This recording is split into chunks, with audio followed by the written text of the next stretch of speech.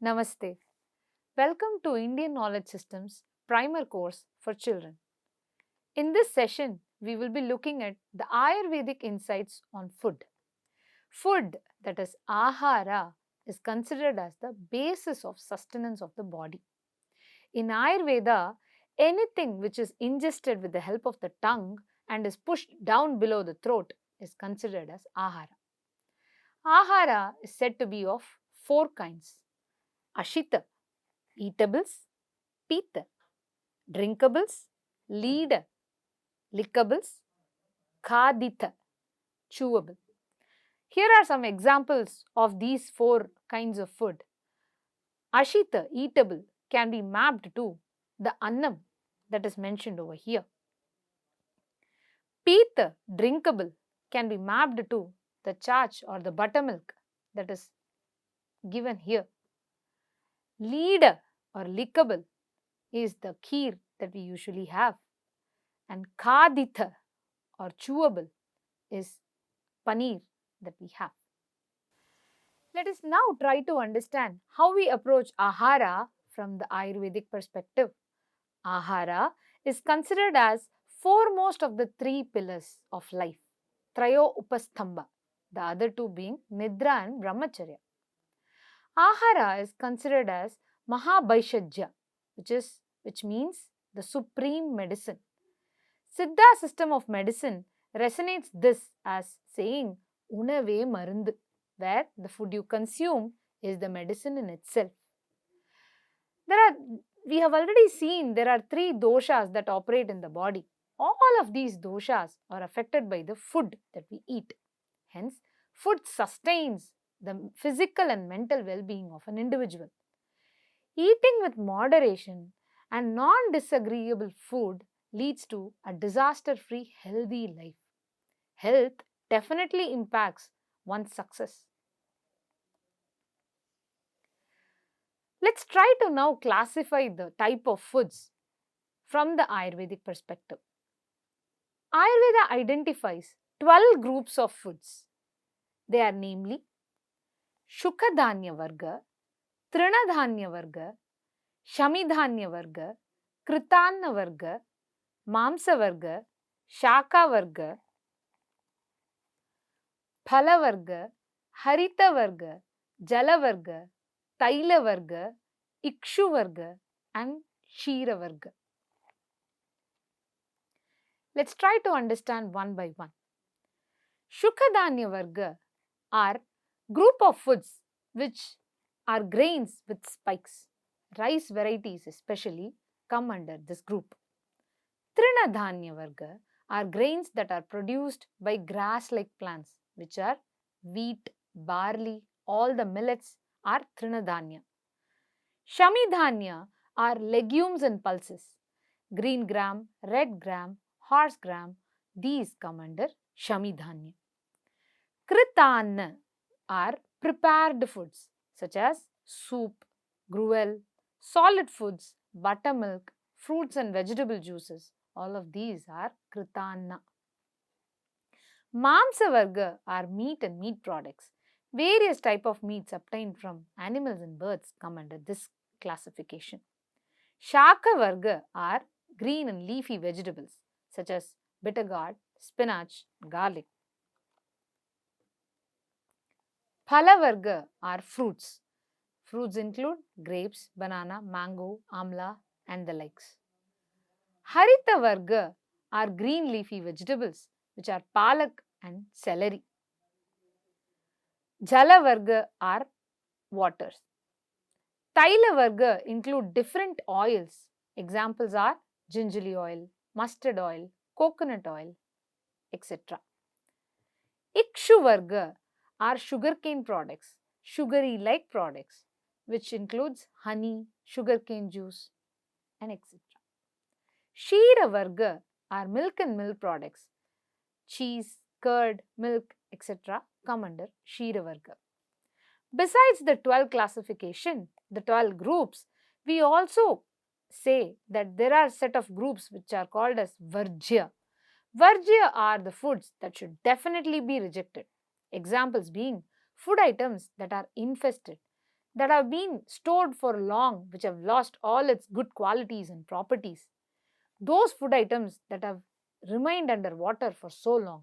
Because as we know, when something is under water for long, there is definitely an osmosis process that happens and all the nutrients gets diluted, especially the water soluble ones.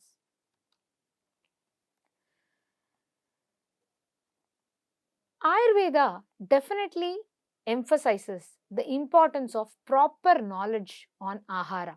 It is important to understand what we eat, how to eat, when to eat, and such aspects. Proper knowledge of food includes manner of food preparation. How should we prepare a food? Should we steam it? Should we wash it before? Should we slow cook it? And such aspects. The season in which certain foods should be consumed. It's usually advisable to have seasonal foods. It's not advisable to have foods that do not belong to your geographical location also. It is important to understand what sort of dosha effect will the food that we consume have. Hence, it also emphasizes mita ahara, which means moderation in food consumption. The different classification helps us to ensure a balanced and healthy diet. Now, let us look at this colorful slide where a traditional banana leaf meal is laid out. This is very akin to the South Indian tradition. But a similar thing is also followed in all parts of India. We all have our traditional platter of full course meal. I have just taken an example that is from the southern side. So if you see, it has all the Shad Rasas, the 6 different tastes. It has all the Tridoshas.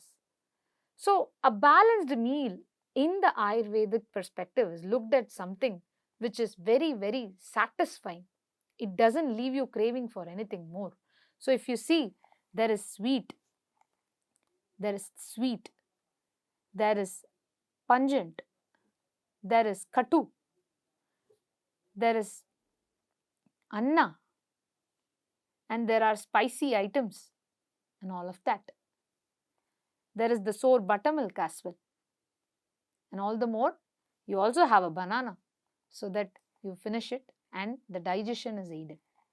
It's important to note that we eat all of this in a very different type. There are food items which we will have to chew a lot.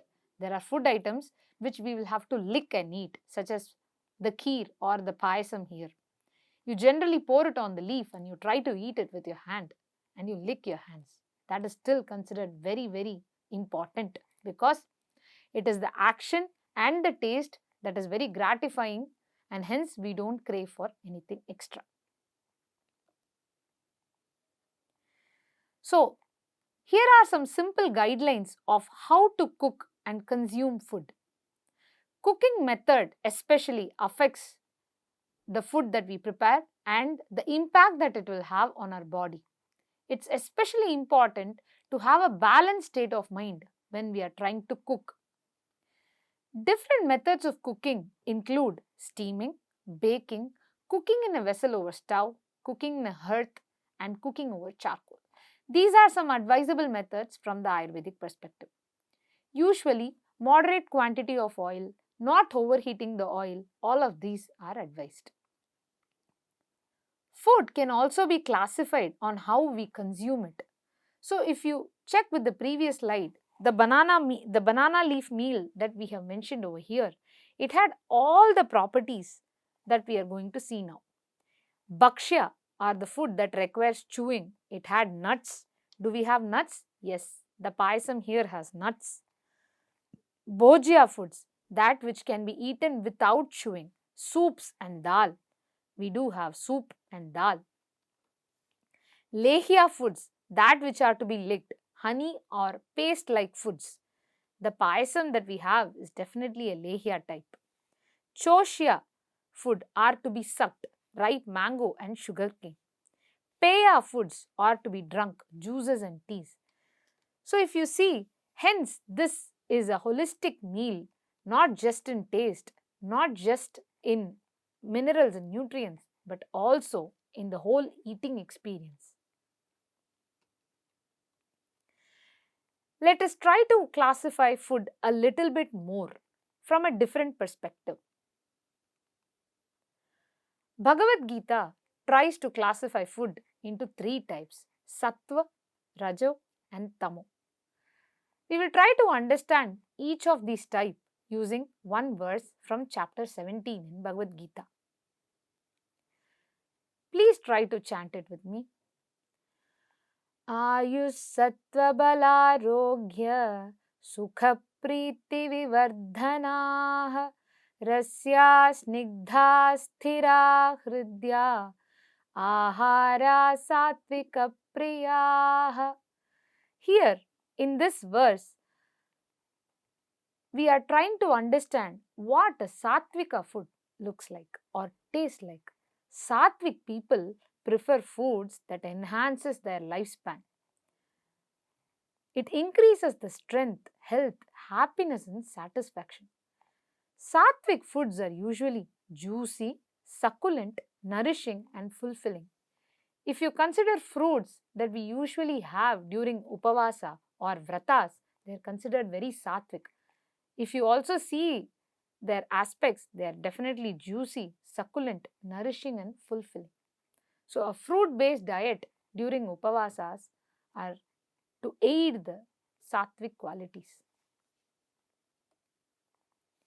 The second group of classification is that of the rajo foods. The rajasic foods are considered to be too bitter, too sour and salty. Let's try to understand what other qualities classify into the rajo food. Katvam lalavanatyushna tikshna ruksha vidahinaha ahara rajasasyeshta dukkha shokamaya pradaha. So foods that are too bitter, katva, too sour, too salty, lavana, tyushna, very hot, ushna, pungent, dry and spicy are considered very rajasic. Have you ever seen that when you try to have something sour or spicy, you tend to get into a very action mode? That's because they're very rajasic. It enables a lot of outward action. Sometimes if you've had too sour food in the night, you also tend to have a lot of dreams. That's because of the rajoguna. Such foods produce pain, grief and disease when had in excess, of course. The third classification is that of the tamasic food. Yata yamam gatarasam puti paryushitam chayat uchishtamapi chamedhyam bhojanam tamasapriyam. Foods that are overcooked, stale, polluted and impure are preferred by tamasic people. That is why it is always advisable to have freshly cooked food. Very important to note that once cooked food is not had fresh, as time goes on, the prana level in the food degrades and hence it becomes very tamasic. Let us now try to look at few Ayurvedic guidelines for food consumption. It's important to consume proper quantity of food to activate the digestive Agni. Too heavy consumption will lead to Mandagni. Too less consumption also leads to Vata imbalances. It is important to balance light and hard to digest foods for an optimal digestion process. If the food is energy intensive, then it would be good if we could have half the quantity than the usual quantity that is required. Similarly, it's important to avoid overeating easily digestible foods. Eating too little, as I mentioned earlier, can lead to Vata imbalance. Similarly, it also lacks giving proper strength and poor nourishment. Eating too much can cause a sudden increase in the doshas and diseases due to undigested food. There is also a diet regime that needs to be followed from the Ayurvedic perspective. It's important to have food at the proper time. The kala at which we consume is very important because only based on the kala, the assimilation will be done correctly. So, eating food at a proper time, it has to be clean, unctuous, hot, and digestible. Hot meal is always preferred in Ayurveda. As I mentioned earlier, it will be rich in prana although it is cooked. It should include all the six tastes, the Shad Rasas. As we have seen in the banana leaf meal, it is important to include all the Shad Rasas while having a meal. And it's advisable if it is predominantly sweet taste. It is important to eat mindfully. You should neither eat too fast nor too slow. And it's important to chew your food well before you swallow. Consumption of food in solitude is always preferred. It's important to also bath and then have your food. A very good parameter to assess whether you need to have food at that time or not is to check whether you're hungry or not. It's important to consume food only when you're hungry. It's a good habit and attitude to offer your food to people around you, especially to gods, guests, children, and gurus and pitrus. It's also advisable to give some food or leave some food to the pashus and pakshis. Half stomach filled with solid food is advisable. Fill the one part with water and leave one part empty for air. This helps in appropriate digestion of the consumed food and it doesn't make one feel heavy. Good health and vibrance come from having the right food at the right time in the right quantity, prepared by right means. As we can see, knowledge about food from the Ayurvedic perspective is very empowering. It helps an individual develop sensibilities to enjoy the food at the same time, have a clear intuitive idea as to what is the right food for oneself. Thank you.